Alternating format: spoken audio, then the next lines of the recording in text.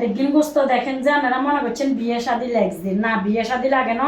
আর যে নতুন একটা পদ্ধতিতে মানে মাংস কিভাবে আসলে ফ্রোজিং করে রাখা যায় আর যেখানে আমরা করে টিপসিং দেখামো, আপনারা আত্মা শিখে যদি টিপসিং ফলো করেন তাহলে অবশ্যই দেখবেন যে শর্টকাটে রান্না যাবো মেমন আইলে ঝামেলা হইতো না। তো মাশাআল্লাহ দেখছেন সুন্দর করে আমি গোস্তরে দুই দিয়ে লইছি। তখন দেখছেন এখানে রসুন, আদা বাটা, পেঁয়াজ কুচি লইছি, হলুদ মরিচ মশলা লবণ ব্যাগেন লইছি।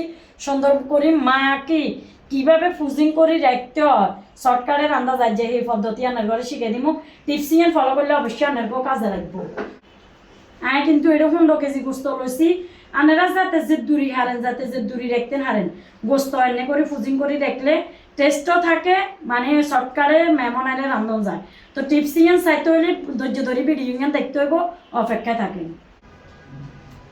আদা দিছি, রসুন দিছি, তারপরে যাই পেঁয়াজ দিয়ে, দেখছেন না কত পেঁয়াজ দিয়ে 2 হাত কাজে লাগাইতে হবে। এটা স্টাইল করে 1 হাত দিয়ে কাজে হইতো না।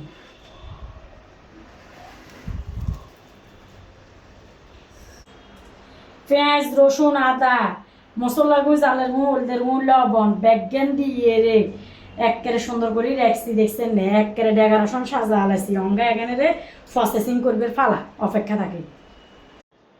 দেখছেন না মাশাআল্লাহ আলহামদুলিল্লাহ আমার ঘরে জাদুর বাক্সা দেখা দিয়ে এবার প্রসেসিং করে রাখি দিমু।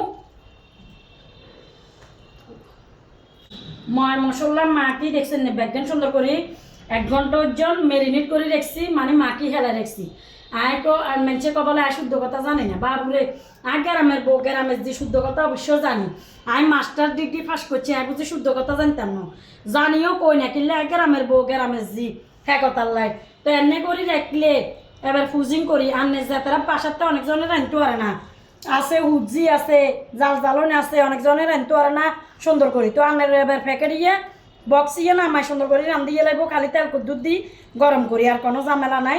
তো আর প্রসেসিং গেম কেচ্ছু হয়েছে অবশ্যই কমেন্টে জানাবেন।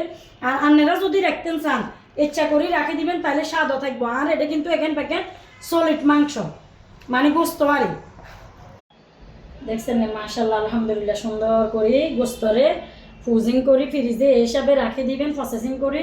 এবার নামায় খালি তেল দিয়ে রান্ধিয়ে রাখবেন মেমন আছে, আর কোনো অসুবিধা না, ঝটফট রান্ধা হয়ে যাবো ব্যাগেন দেয়া। তো আবার কেউর বাসা অনেকজনের রাঁধতে পারে না, তো হেতারা নামাইয়ে 1 বক্স এনে রান্ধিয়ে লাগবো তেল দিয়ে তাহলে সুবিধা। তার মতন ইচ্ছা প্রসেসিং ইঞ্জিন করে রাখবেন, আপনাকে সুবিধা হবো যদি ভালো লাগে। আর ভালো বেশি ভালো লাগলে টাইম লাইনে সেভ করে রাখে দিবেন।